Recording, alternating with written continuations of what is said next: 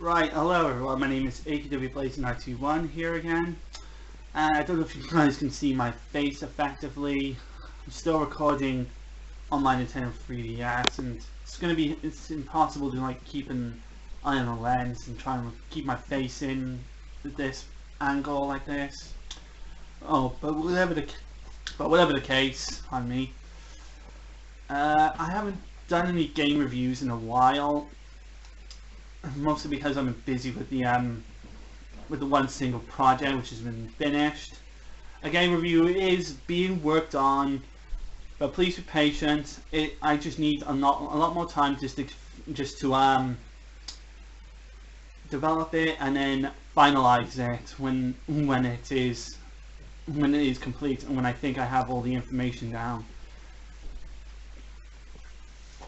So either way, guys, I was checking up on some of my emails recently, and then one such email caught my attention, and it was on PlayStation 1-year anniversary, PlayStation 4 1-year anniversary. Yeah, which is an email that you get if you have the PlayStation 4 for for over a year, and it gives you a thought of what you think of the PlayStation 4 and what you liked about it and such. I had an idea of this because I wanted to do it because, well, I tried looking at the link, I tried clicking on the link, and then it was expired and I couldn't do it. So it's given me this idea to go through my PlayStation 4 collection. Now, what you do see here is all my PlayStation 4 games I have at the moment now. And note that this is only the hard physical copy games which I'm showing off here, because you can see I have 3, 6, 9, 12, 15, 18, 21 PS4 games. I have physically, not counting any of the downloads or any of the games I got on PlayStation PSN Plus for free temporarily, because I got PSN Plus now on my PS4, and some of the downloads I've been getting, like some of the arcade classics and some of the PS2 revised gaming whatevers. Now if we turn it over to here, I'll show you the PlayStation 4 console I have. You guys can't see it very well. I'll try and turn it to some light. Yeah, this is my PlayStation 4 console. It's the oldest PS4 model. I had this as a birthday present from my brother Simon, and I had this ever since August. I know I had this in August, but I can't remember the date. August 12th, August 14th. I know it's possibly 10 or 12 days before my birthday. I really cannot remember.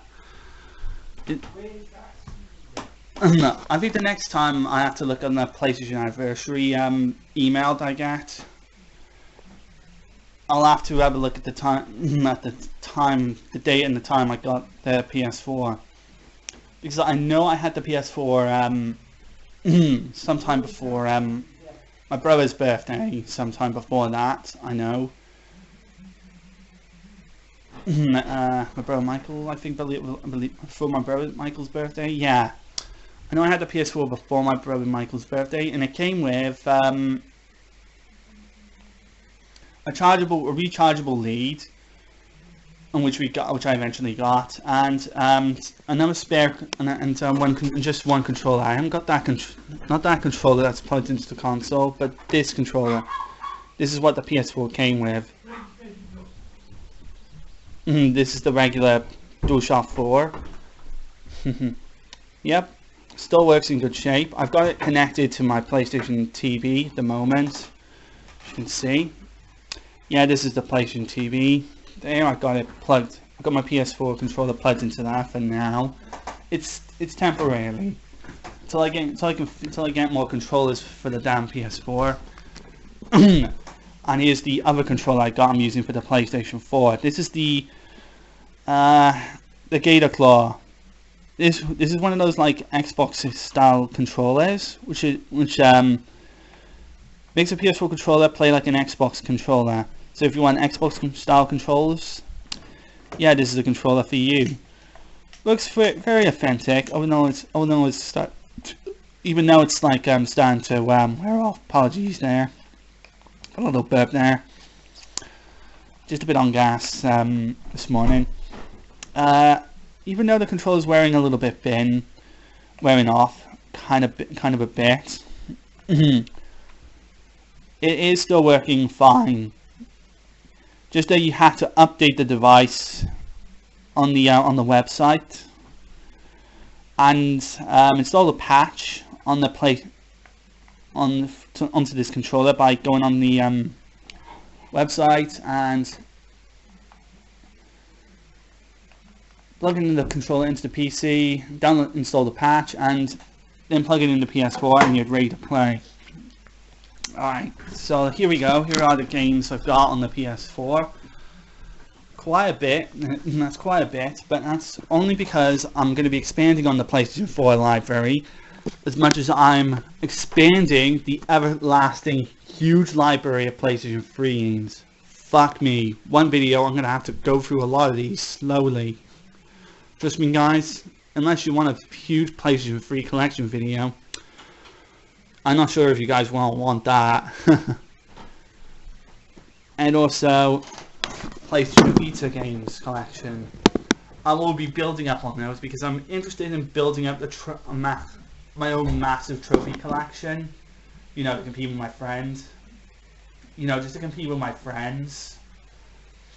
So now my friend Thomas Bive, he's got like a massive array of trophies. He's got 10 fucking platinum trophies, and I've got 8 of them now, thanks to the last game I was playing. So then, what games do I have on the PlayStation 4, you're all asking? Well, I'm just going to go through each of the individual games alphabetically, you know, just to like save, you know, just to make my life, just to make a lot of this collection stuff a lot easier. But I'm going to go through each of the individual games and just give my quick opinions on the majority of them. So then, what games do I have? I'm going to start with this one here. Akiba's Beat. Akiba's Beat is the spiritual sequel, everyone says, to Akiba's Beat, Akiba's Trip, and then Undressed. It was like the trippy RPG game where you strip off like various garments of these of these vampire-like creatures called people called Synthesters, I believe. Yeah. Akiba's Beat is a different kind of game, so I classify it as more of a spin-off than a sequel. Because if you call this a sequel, what sort of relationship would this game have with Akiba's Trip? I wouldn't know. And the reason I call this one of the spin-off games is because like the battle system on this, it plays more like the old Tales of games. You know, it plays a lot more like the Tales of Vesperia, Tales of Xillia 1 and 2 combat system. Except with the whole beat aspect to it. Except it has like a beat aspect to it. That's what I should say. With you got this meter that builds up called the Imagine mode, and it's sort of like it makes your attacks stronger, for a time. And if your character's like got like sort of like these mystic art like super attacks, you can perform like a super attack or something, and if it does like mega damage or something, you don't get you don't get one of those in like you're like super high level, unless you're like a reasonably good enough level, I suppose. Now I will admit, I do like this I do like this game for what it is. I mean, like it is a decent game. it's not a horrible game by any means. I know this game got like a lot of average review scores, but personally I think this game is not bad. The only things I can the main things I can do agree with is like the combat controls can feel a little bit stiff. It takes like a full I think it like a half second for the character to actually get into like a blocking stance, which at times it's not instantaneous rather than being instantaneous, which can lead to like a lot of enemies performing like getting a cheap opening hit on you. And the story takes like a lot of time for it to really get in, for a lot of the interesting things happen.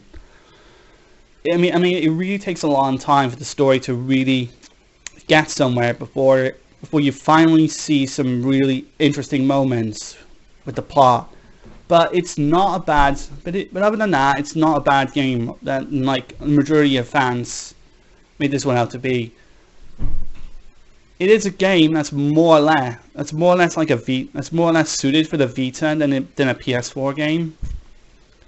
But at least this game, it does run at 60 frames per second than what the majority of PS4 games do seem to. But I do recommend this. Mine came in like a limited edition box, which contained also the game and the special book, which a special art book, which I'll just show you it briefly.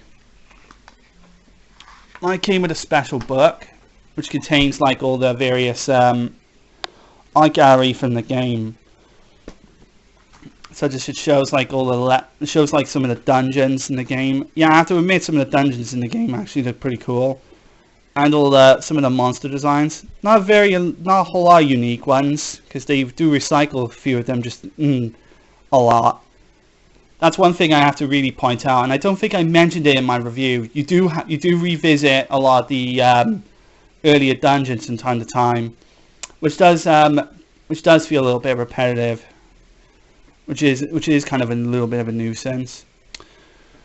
But either way, I got this nice looking book, which does show up, which is pretty neat. I do quite like this book.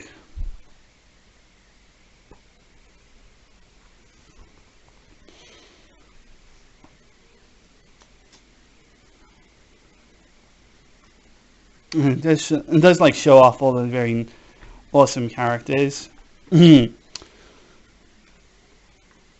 they're all pretty awesome. I do like the characters the majority of the time. I do think there's one character in particular, when I'm looking at it right now, is Katumi. Is the most unique character of the whole bunch, mainly because of the sai she's wielding. And I always imagined it, and I always thought to myself, there hasn't been a Tails character that's ever wielded a sai. Correct me if I'm wrong. If there's a Tails character in the game, in any of the Tales of games that wields a sai, I really like to know, because I'm just interested in wanting to know. But otherwise, but even than that, yep, that's pretty good. I got the so that was pretty neat. I got my edition copy. Right, hang on. This may require two hands. Hang on, let me just put this down. I need to put my Occupus Beat art book in there, and it takes two hands just to put the fucking thing in there. Apologies for the language.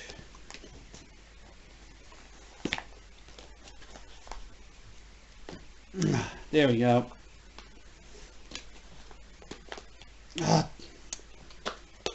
There we go. Damn it.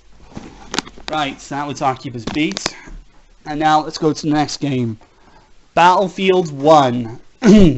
It's obvious why it's a strange thing why they call it Battlefield 1. But I do understand the reason behind calling it Battlefield 1, because this is a Battlefield game that takes place in World War One. This is unique in itself, because there hasn't been a shooter that takes place in World War One, as far as I know. And there has been controversy with the whole Battlefield series. Like, DICE and EA really rushing the games out. And there's all the controversy with EA. Yeah, this EA. The bastards. With all the whole microtransaction loot crate shit going on. That's been going on with the new Battlefront 2, I've heard. The 2017 Battlefront 2 I'm talking about. But anyway, Battlefield 1 is really neat in itself because not just because, what am I saying? I'm trying to think of the words. Battlefield 1 is pretty fun, I'll have to say.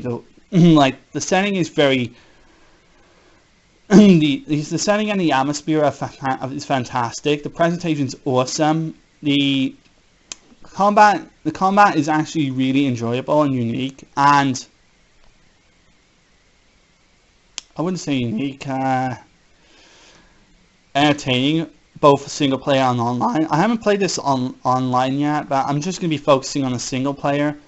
You know, where you've got all these different characters and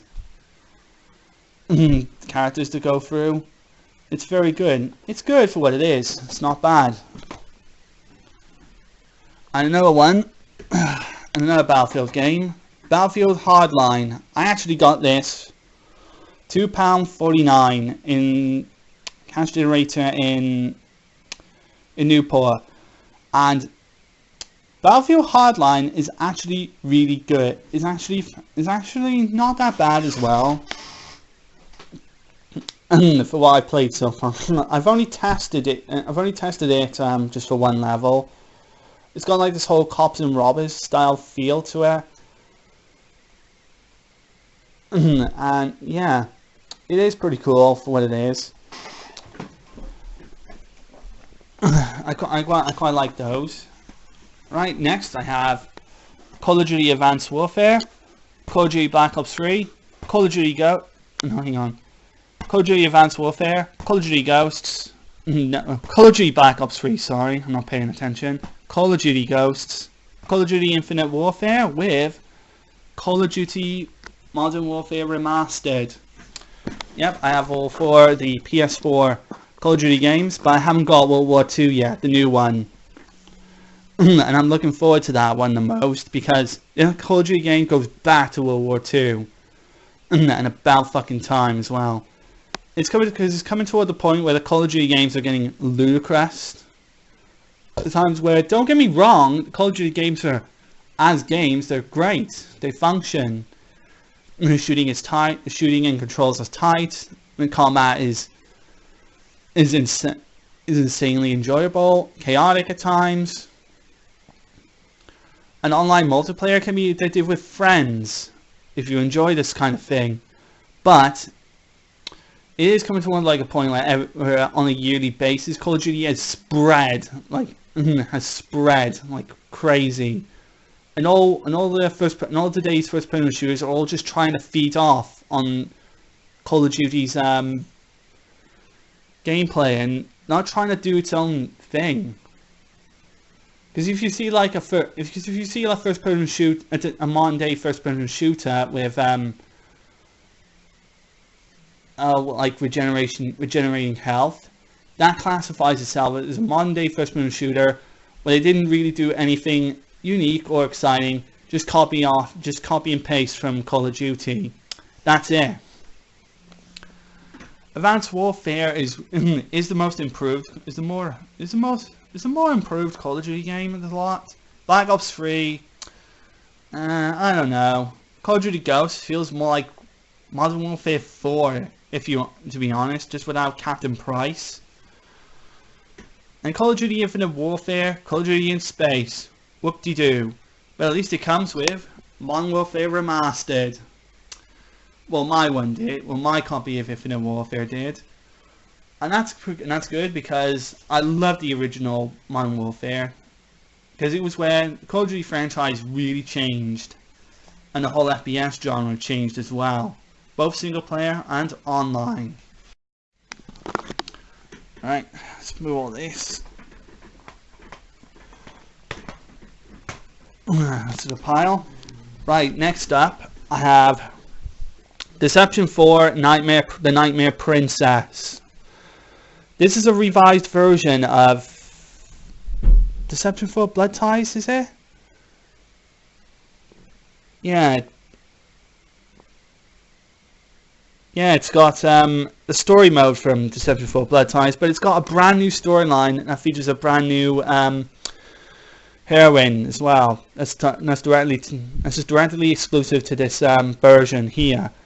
But it's nice that it's got Deception 4 Blood Ties.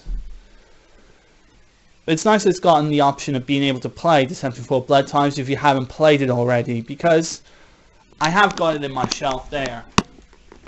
Yeah, you can see it there, Deception 4 Blood Ties. I've got the PlayStation 3 version. I've got the PlayStation 4 version as well. There's no difference between the PS3 and the PS4 and the PS Vita versions of Nightmare Princess, other than just like, it's just on a next gen console, pretty much. I don't think it was ever released in English on the PS3, I'm not 100% sure. It probably might have been, probably is just a digital only. I'll have to look up. The game itself is pretty entertaining, is pretty enjoyable. You build all these like various traps all over the map, and you try to kill these unexpected intruders in like your traps you set up. It's like you can unleash a swinging axe and it'll knock your enemy into another trap. Activate another trap, you bang them swinging into a nearby chair, you activate that and you literally shock them. You can drop a like a funny looking, you can drop a barrel on them and they'll instantly walk blindly into another trap where they'll meet their unlikely fate. It's pretty funny in a sense, but it's really enjoyable in a way. There is a storyline to it, and it's only voiced in Japanese, but it's got English subtitles. And I think if you're a purist, if you like only the Japanese audio, and if you don't like Japanese game gets ruined by shallow English dub, yeah, this is for you. I haven't played it much because I've only just had to test it out to see if it was working or not. But it's good for the trophy collection because I do want to have a go at this. As I watched it on the Game Trailers video of what is it, the original Deception 4 Blood Ties. That's it. Other than that, pretty good. Devil May Cry Definitive Edition. This is the definitive edition of the, I think it's the 2015 reboot. I cannot remember for the life of me, because I've never played the original DMC reboot on the PS3. But what I have is the definitive edition on the PlayStation 4, which upscales the game to 1080p at 60 frames per second, with all new features. We're here containing some brand new features and all the DLC content from the regular version. I've only played one stage in this game. My opinions are rather mixed. A lot of people really do not like the new Dante in this, and you know what? I can agree. This new Dante, I really do not like his attitude in this one. I do understand the pain why fans were really pissed off about Dante having black hair instead of like his traditional silver hair, I believe. Or was it white hair? I think it's silver. I'm kind of a little bit colorblind, so I'm not an expert on color, so you're free to critique, you're free to correct me if I'm wrong. I always guess it's silver. But other than that, I haven't got much to say about it. Other than it is pretty much just the second weakest done Devil May Cry in the franchise, next to Devil May Cry 2 on the PS2. That one was shit. in my opinion. Right, next up, Doom. Here we go. This was my pick for the 2016 Best Game Awards. The Doom 2016 reboot is sick. I get blood soaked from playing this. It is just rampantly raging fun.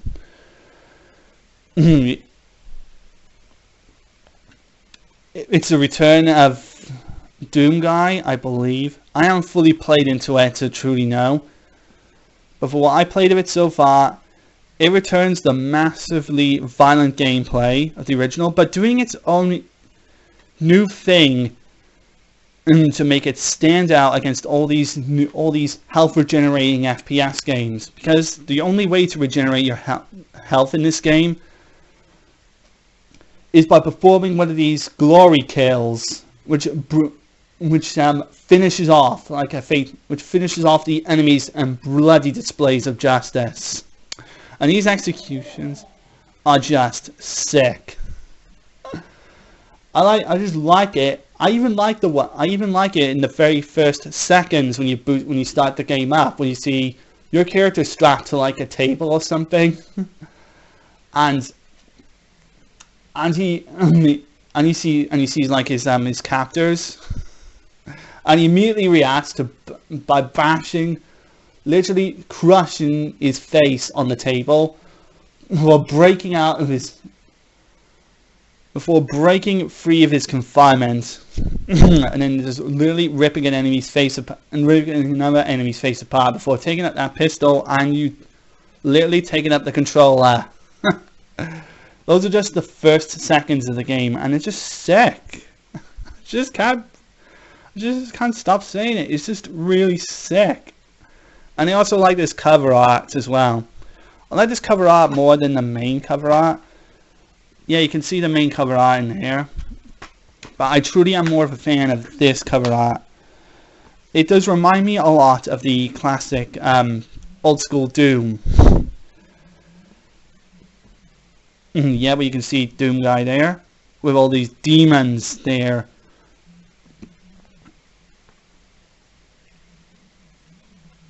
All want to have a piece of you. And then with that little guy there, who's like, do I really want a piece of the action? To be honest, if I was that demon, I would turn around and run away. Because if you're in hell with this guy there, last thing you want to do is to come up against him, because you'll literally rip your fucking face off.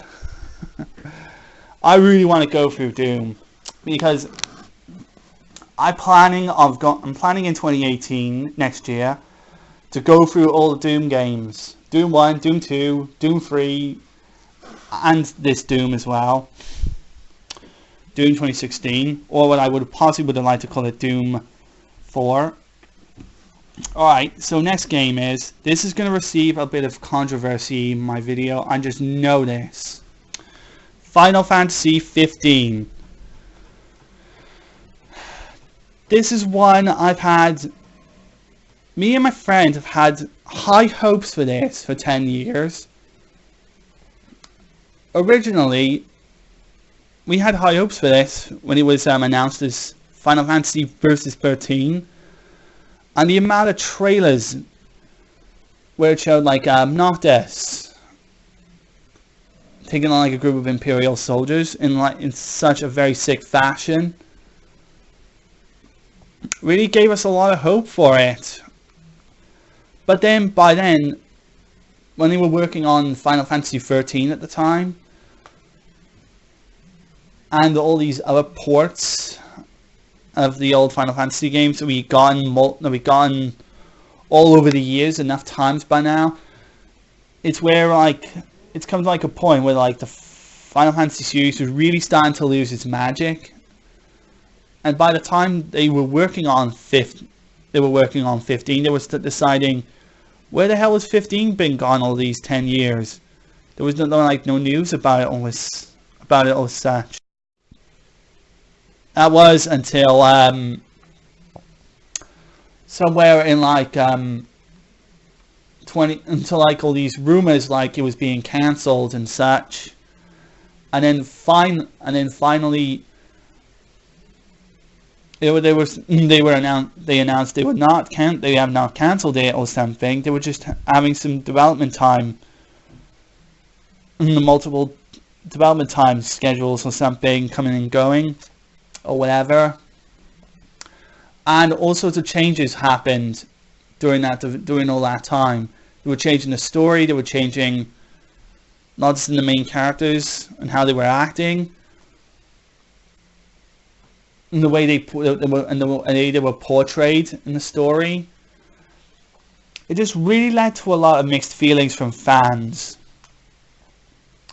And then by December last year, we finally see Final Fantasy 15 in its form. But in 2015, we had a sneak peek demo of Final Fantasy 15 in what is it? In this game here, Final Fantasy Type 0 HD, which contained a special code for Final Fantasy 15 playable demo episode Sky, which showed gameplay footage, which we finally got a taste of Final Fantasy 15 before the final release, to see what it was going to live up to. It gave fans hope that Final Fantasy 15 could be the next Final Fantasy game, but it was so different. They changed the title of Versus 13 to 15. Now I forgot to mention that. And considering it was an action RPG sort of game, in which the Final Fantasy series were usually were usually supposed to be turn-based. You know, characters and enemies taking turns to attack each other with magic or weapons, or whatever.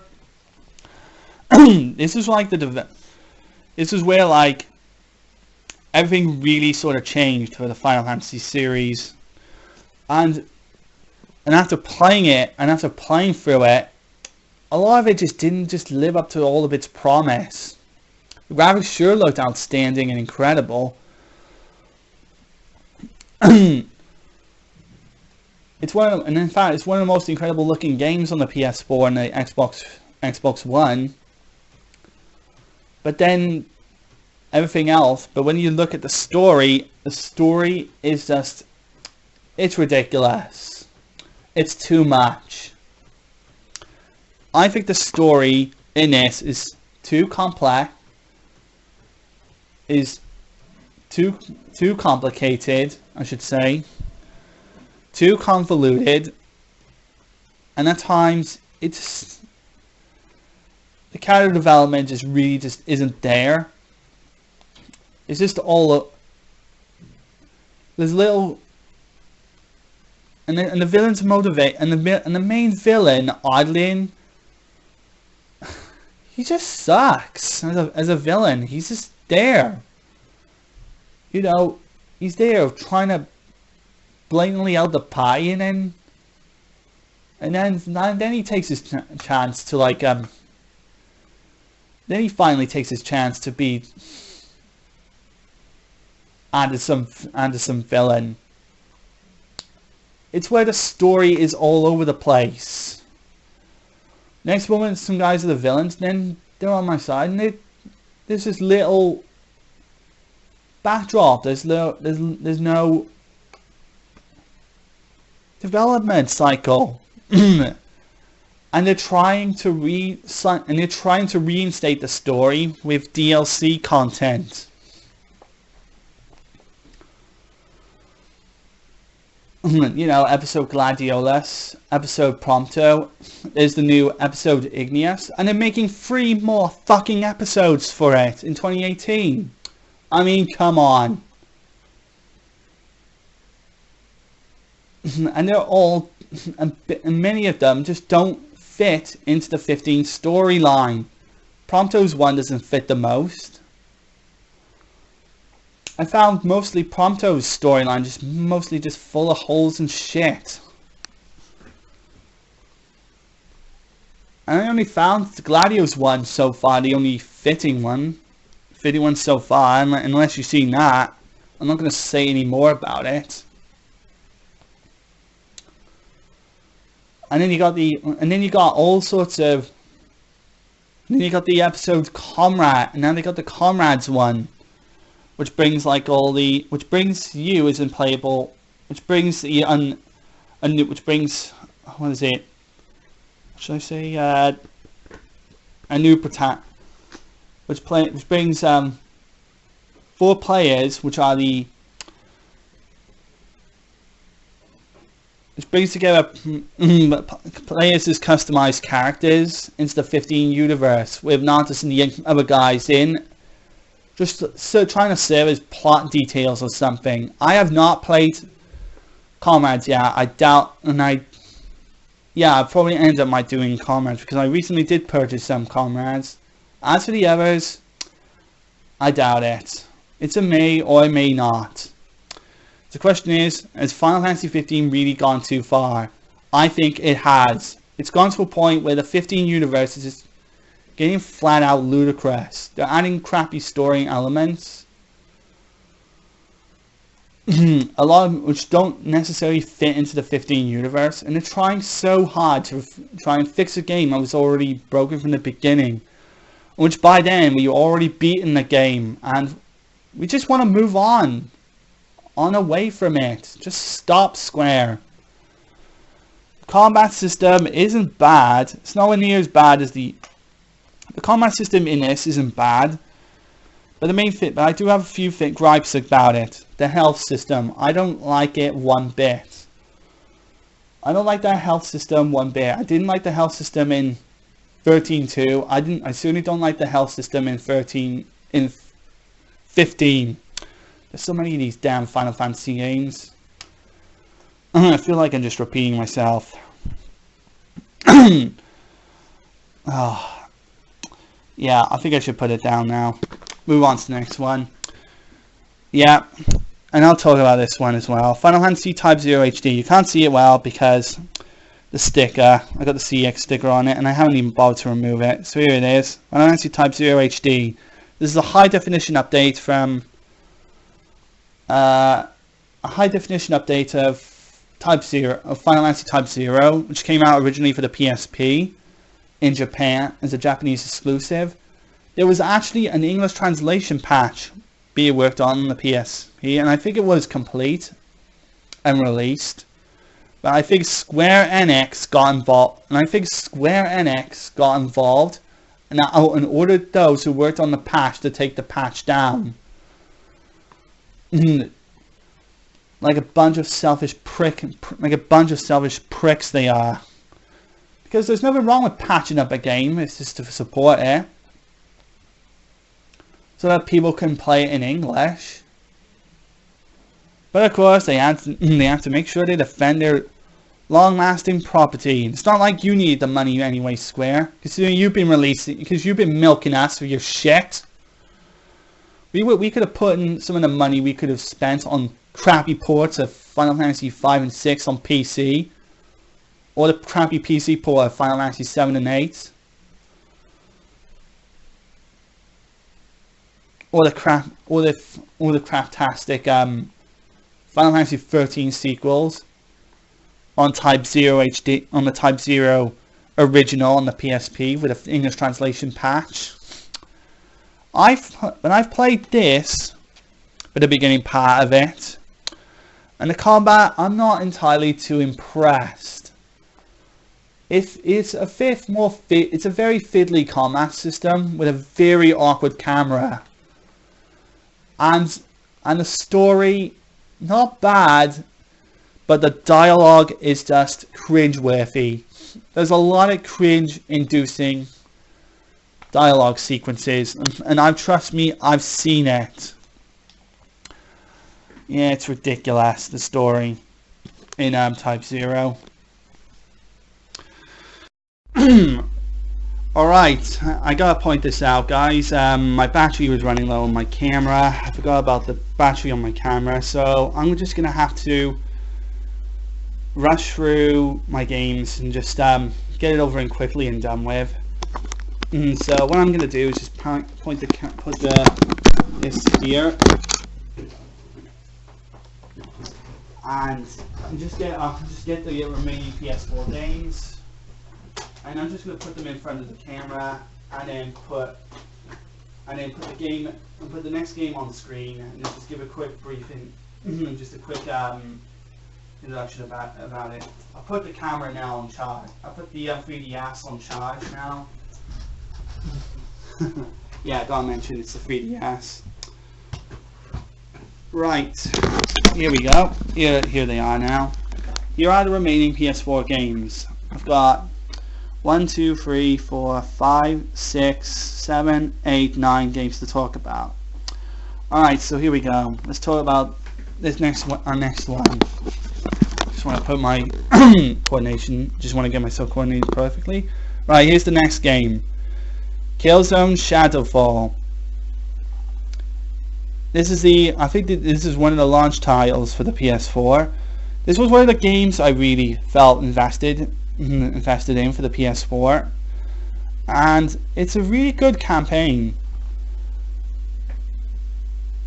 I've never been a huge fan of the Killzone games, but I really do want to get the other Killzone games that are out. I think I got the majority of them now. I know I have Killzone 1, 2, and 3 on the PS3. Yeah. Including the HD port of the first Killzone game. Yeah. And I have got now Killzone Shadowfall and Killzone Mercenary on the PS Vita, which works with the TV, which works with the PS TV. Killzone Shadowfall is a pretty good game. Campaign's really not bad. Story is good. The story is decent. The shooting and the gameplay is actually pretty good. The multiplayer has a bot map and it supports bots, which is actually pretty good. I can use a couple of practice bots to help me prepare for like some true online competition. Because I am interested in wanting to get like all the trophies in this game and get all the DLC content in it before and play it. It's really good. I actually do like this game, Killzone Shadowfall. Next up, this is a game I really want to do, and this is one of the games I really had all the high hopes. I also had high hopes. This is one of the games I had high hopes for. Persona 5. I played Persona 4, really enjoyed it, although I never finished it. I have Persona 4 Golden on the Vita, a remake of Persona 4, so I really want to go through Persona 4 as well. And now I have Persona 5. I had this game for my birthday recently. I've been trying to get my hands on Persona 5, but the amount of copies, the amount of attempts I had trying to get a copy of Persona 5 was just empty.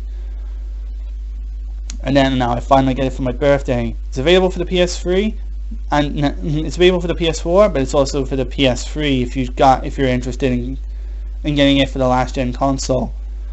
This is a game that really lives up to every ounce of its promise, unlike Final Fantasy 15 over there.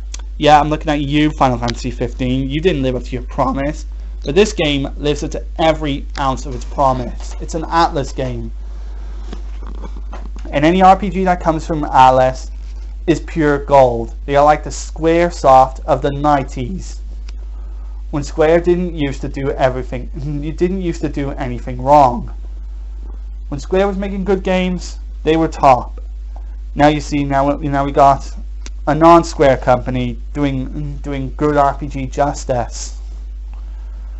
For what I played so far, I've only played the first 2 hours of it. The story is just really. The story is just. How can I explain it? Incredible. It's a story where your main character goes. It's what is it? Arrested, and he's tossed into another country town, serving as a probation for a crime he didn't commit. And then he finds out that the whole town and the country has gone into deep shit, where all these demons are causing havoc in the shadow world, and they're spreading into the real world. And you brandish up the Phantom Thieves to bring all these to travel into these distant palaces, into these palaces, I believe, where you take down numerous corrupted members of authority, I believe. I haven't really dived into the story to figure out because I've been busy with other games, and I've only played it once. And I do want to go through this game because it's really that incredible. You get to fuse personas together to make a stronger one, and every single time a persona has like its own strengths and weaknesses. It's and the battle system is still just as incredible. And the presentation on the PlayStation 4, even though it's technically gotten in graphics level, it's in technical graphics level of the PlayStation 3, because the game is also released on the PlayStation 3 as well, is really impressive. Every bit as gorgeous looking as Catherine, another fucking beautiful Atlas game. I really like Persona 5. I hope to go through that one. Next up, I dare to talk about this one. Star Ocean, Integrity and Faithlessness. Let me tell you, the name Faithlessness, they got that right. I've seen reviews of this game. Every single hardcore gaming journalist literally really tore the game a new asshole. Everybody really hated the combat system. Everybody hated the characters, the story, and the way the story is portrayed as well. Everybody hates it, and that's really a shame because Star Ocean is supposed to be like a decent role-playing series of games from Tri-Ace. Oh wait. Square, yeah, that's it. Square's also involved.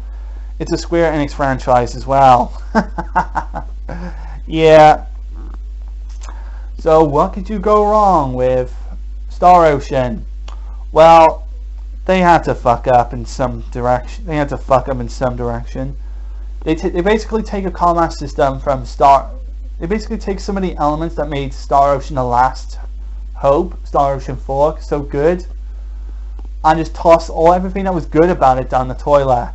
The best thing about Star Ocean The Last Hope was the blindside mechanic, where you could literally dodge an enemy's attack and just perform like a purely swift counter attack, which really destroys and which really does massive damage to a boss and instantly kills like a weak enemy. But in this game, it's gone. Gone is the blind side, and that was a very cool mechanic. How could you take a mechanic that worked so brilliantly in a Star Ocean game and just don't include it in the next? You know, there's a saying like, if it's not broken, don't fix. If it's broken, don't fix it, right? But how about if it's been like in one game, and if it worked so well, why remove it for the next? It is such a horrible game. And I've only played like the first 2 hours of it, and I'm really not impressed with the combat system at all. I found the majority of the battles just a little too easy. I've only fought like the first boss, and it was like a giant octopus thing. I really can't remember, but it was where you get like this when it's at the part where you get, who's this guy? Yeah, you get this guy in the party. And other than that, I got to the bit where I met this girl, and that was about it. It's such a horrible game, guys. I really can't express. The dialogue is embarrassing as well. Almost not entirely as bad as Star Ocean: The Last Hope, but still, it's still within cringe level. Where you're not laughing at any of the joke, you're not laughing at all. You're just cringing, and you just want the characters to shut the fuck up and just get on with it. That's how I feel like when I play this. It's not funny. Right, next up, Star Wars Battlefront 2015. This was a game that This is a reboot of the Star Wars Battlefront lineup of games, where this one was done by DICE and EA. Yep, DICE and EA took up the Star Wars license. Oh dear. Do you know what that's gonna spell? Do you know what that spells? Disaster. Star Wars Battlefront is very notorious for the lackluster content. Don't get me wrong, the shooting is good. The graphics look incredible. They got the right boxes for the modes, but the problem was the lack of content that it had. It didn't have a single player mode. And this game came out, I think it was sometime when the Star Wars Episode 7, The Force Awakens film came out. I know I'm going to be a bit of a dickwad when I say this, but I have not seen Star Wars The Force Awakens yet. And I know you guys are going to be asking why, because I've been busy with so many damn projects. And I have played this. I'll admit it's good, but it's just a lackluster content, which really hurts this game. And I know there's the Ultimate Edition, I think you can download, which has like more content than the actual game, than this game itself. But I really like to find if it's got a physical copy, so that way I can swap this copy over for the Ultimate Edition. Because I really would like, because I just want more content. I just wish for this game to have more content. I wish for the game to have a single player mode. Thankfully, Battlefront 2 does have a single player mode, but for what I've heard of it, it's fucking god awful. Awful, I should say. Sorry I made awful sound a little terrible, but these are my feelings toward this. Now next, here it is. 2 games from a franchise everyone knows that I'm a huge fan of.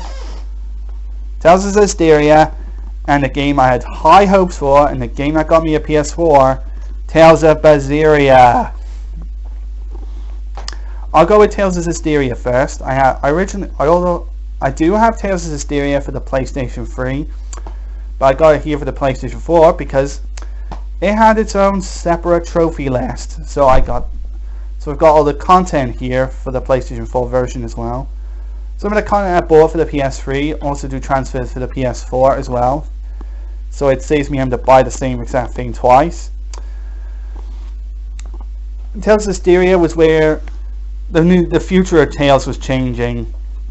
And this celebrated like the 20th anniversary of the Tales franchise. You can see the 20th anniversary Tales logo there. This one was so good. I like the storyline, even though it takes very long the story to build up. But once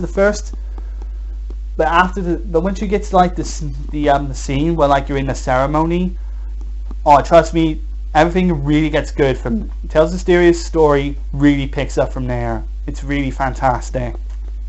Soray's a good protagonist. All the other good characters are good as well. Mikleo, I think it's Dezel. I think Zavid's quite decent, but it's really the 4 female characters which really steal the show. Lila with a ridiculously funny puns and jokes. Enna, who likes to insult and tease everybody. Alicia, who's trying so hard to devote herself as a princess and a knight to everybody around her. And Rose, who will do whatever it takes to bring justice to people, even if it means getting her hands dirty. And even in like the worst cases of times, she puts on a smile.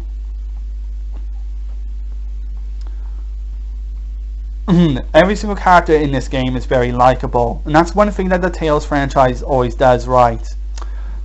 All the Tales characters are awesome in their own way. They've really done a fantastic job with the character setup in Tales of Hysteria. This game hasn't really been optimized for the PS4 because it's more of a PS3 game than it is a PS4 game. Because it uses that graphics engine from Tales of Xillia, I think. I'm not 100% sure, but it has improved somewhat. The models no longer take loading times when you go into a town. They load rather instantly, and I do like that in towns you get to hear like little gossip. But the combat system is where the game really shines. You and a Seraphim party member can merge together into a single entity, and use all sorts of unique abilities that do massive damage to enemies, which is very neat. It's got all the mystic art. It's got all the various mystic arts as well. It's like something from Dragon Ball Z mixed in. And it really works really fantastically. I've beaten this game on the PlayStation 3. I really want to do it for the PS4. PS4. The highlight of this game really is the soundtrack, especially the Goshina tracks. You just can't fault Goshina tracks. It's a shame that Goshina have departed, but would I like to hear like Fighting of the Spirit remixed in a Goshina tone. Alright, so and next, and here it is, guys. The one I've been waiting to talk about, Tales of Berseria. Ever since the PlayStation 4's ever since Tales of Berseria's release, and they started showing trailers of the next one, and I heard it was coming to the PlayStation 4. I had high hopes looking at the graphics of this one because it looked so damn gorgeous. Better looking than how Berseria looked, which does show like the Tales engine can really improve, but the Tales engines can definitely do with a new graphics engine. It's by now it's starting to really show its age, because this game was also on the PS3 as well, as a Japanese exclusive, by the way. But it was really, all the trailers was showcased the new protagonist, a female protagonist, Velvet Crow. Really got my interest in this game immediately. From day one, I saw that trailer announcement that they were showing a female protagonist, that they were going to have a solo female protagonist, and they branched out a story saying like she was a peaceful living girl who was turned into a demon hell bent on revenge because her brother-in-law Artorias killed like a younger brother, and she is determined to get back at him for what he did to him. And the story really is that fantastic. It takes a bit of it takes quite a bit of time for the story to build up, but the twists and turns are fantastic, and you get to like learn about like the situations why this has happened and all that. But it's not just a story between like good or evil, right or wrong. It's just two sides that are trying to do what they think is right in a world that's gone bad. But most importantly, it's a story about emotion versus reason. About people's emotions between doing it or not doing it, between reason having the iron will to do what must be done. And it worked so fantastically. Every single character in it is just well delivered. I even like Velvet Crow herself. Christina V, who is the English voice dub for Velvet, is truly remarkable. Once you hear her performance doing Velvet, you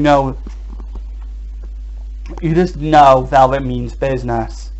There's like a Tales of Berseria and Tales of Berseria anime I haven't watched yet, where it crosses between the two storylines, because Tales of Berseria is actually a prequel to the events of Tales of Berseria, which is actually worth noting. And I have beaten both of the games. I have beaten this game, but there's 3 trophies I'm missing.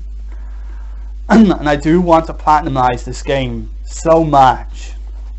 I'm even replaying the game again just to really go through all the characters and see what agendas I'm missing, and see what I'm missing. And when I do get all my party members back together after I've completed the game, it'll be time to get to work, get all those levels highed up, and get everybody to use all their mystic arts. I really do apologize for my coughing. I don't know what's wrong with me. But it's the combat system in Tales of Berseria that really does stand out in so many ways. All the Tales of games are stuck to a single axis.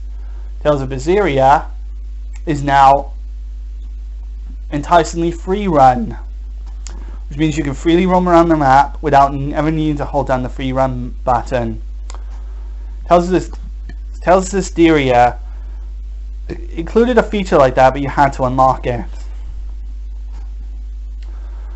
and what's also unique in Tales of Berseria is the way you can assign different arts to four of the main buttons on the control pad, which means you can assign one set of arts to a triangle, you can assign 4 sets of arts to X, and the same goes for square and circle and the like. It's a really fantastic combat system, and I really enjoy the combat system a lot. I spent a lot of my time just dicking about in the combat system because it's that good. I've just really been fighting all the repetitive enemies over and over and over again, just to like fill out all the objectives and such. This is the RPG I had high hopes for. It did not disappoint. This is my game of 2017. Yeah, simple margin.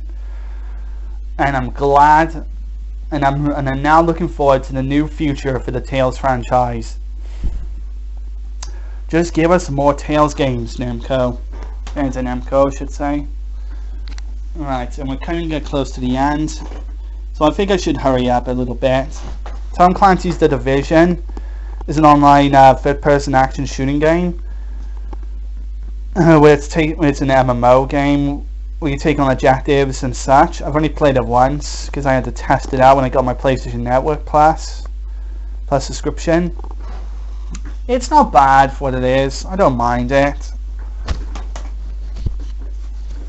Tomb Raider Definitive Edition, a remake of the 2013 reboot game. Pretty cool. It's really fantastic. It's Lara Croft portrayed in a different manner before the events that took place in the old Tomb Raider games, I think. I'm not a Tomb Raider expert on this.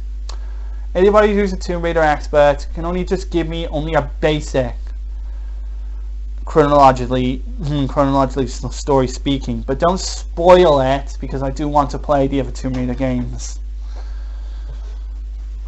And finally, Watch Dogs, which is a Grand Theft Auto-like clone game where you use the hacking tool or something to hack the environment, and it really works well. It works well in a lot of ways. I actually quite like it. I haven't played the sequel, and I do want to get it for the PS3 because I do believe the PS3 version's got like a separate trophy list. I'll have to have a look and see if I'm right or wrong. So there you go. These are all my PlayStation 4 games, counting only the hard copies. So what do I like about the PlayStation 4? The high quality of games, and the fact that they're including popular PlayStation 2 games on the PS4, which I'm happy for because it'll give me more of an expanded library and a chance to revisit a lot of my favorite PS2 games again. And I do like the new controllers that they're making. I really want to get some of the new controllers for it, which are similar to like the Xbox style controllers. The only thing I do not like with the PlayStation 4 is the hard drive space. The hard drive space is just so small. 500 gigabytes, yeah, it is big, reasonably, but there's just some games that just really eat up like a third of the gigabyte hard drive space. And I'm not kidding when I say this, but I had to uninstall quite a couple of games just to install all my new ones on there. Every single time I install a new game, I have to buy a new game. I have to uninstall a new game. I have to uninstall one of my old games, and then install a new game. It's just a pain in the ass. I would like the PS4 Pro with the 1 GB model. Yeah, it increases the memory, but it's not going to increase it by much. You still have to uninstall all your other old PS4 games just to make room for all the other new games. And on top of that, there's like all the downloadable games, all the PSN Plus games, and all the ports, remakes, whatever, sequels, etc. It's just a bit too much, really. They should release, instead of the new PlayStation 5, they should just release a PlayStation 4 with a bigger memory space. Like one with a 20 terabyte or perhaps a 10 terabyte PlayStation 4. That would allow you to play all your hard copy PS4 games without a fuss.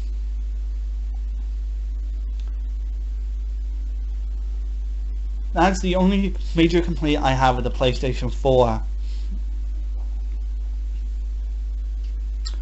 Another thing I would have really liked for the PlayStation 4 is backwards compatibility, but I know that would have been too much of a stretch. But including backwards compatibility with previous PlayStation systems, especially if they're filling out their collections of previous PlayStation systems, is definitely like a big deal for fans.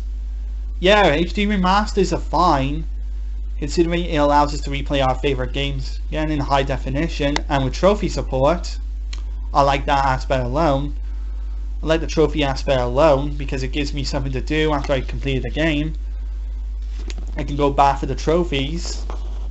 But with some of the older games that I've never gotten like in sort of HD remaster, they're just left alone to gather dust. Like I know with the PlayStation 3 you add PS1 backwards compatibility, but you draw out the PS2 backwards compatibility for some fucking reason. When like the PlayStation 2 is still like the fan favorite PlayStation system of all time.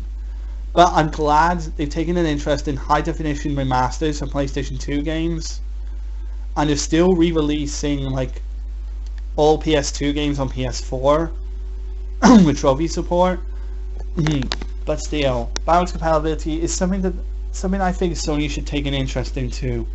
So anyway guys, that is my video of my PlayStation 4 anniversary. That is my clear thoughts of the PlayStation 4, what I think about it, and what I like about it, and what I do not like about it.